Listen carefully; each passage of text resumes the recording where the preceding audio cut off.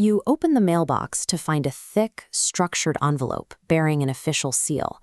Inside, a notice of deficiency states that you owe the government thousands of dollars. The anxiety spikes immediately as you consider the cost.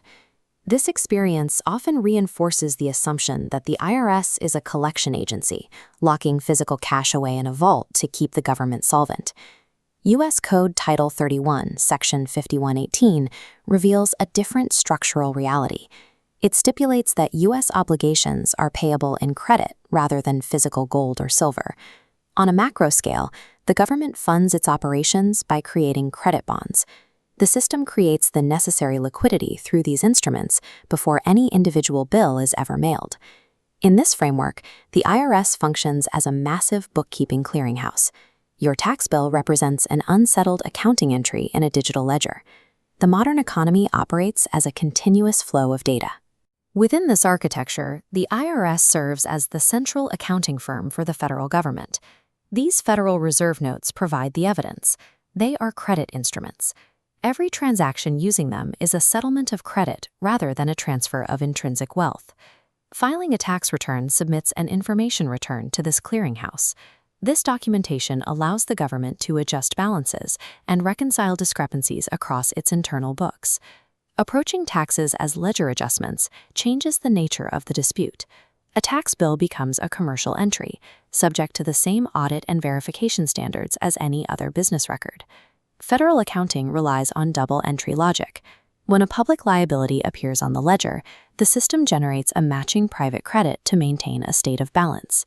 The IRS manages the clearinghouse to ensure these opposing entries perfectly zero out.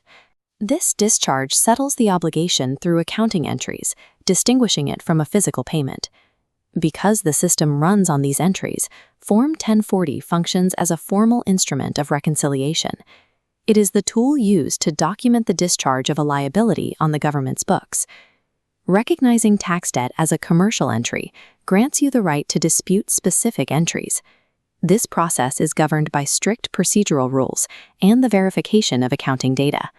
The administrative process creates a private, proactive paper trail.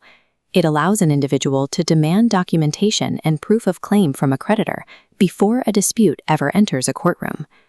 First, conditional acceptance demands verifiable evidence, invoking IRC 7491 to shift the burden of proof to the IRS. Next, a U.C.C. 3603 tender and honor offers settlement. If ignored, an opportunity to cure leads to a formal default. This sequence creates a documented record of procedural dishonor.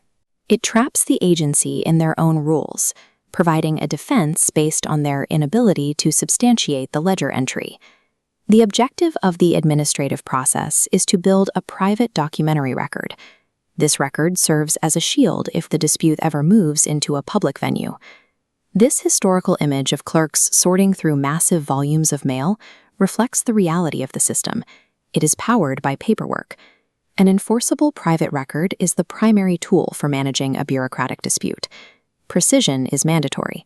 Attempting to use this as a trick to evade taxes leads to criminal prosecution. Under 18 U.S.C. 514, the use of fictitious financial instruments is a Class B felony. Navigating the U.S. financial system effectively requires a deep understanding of the ledger.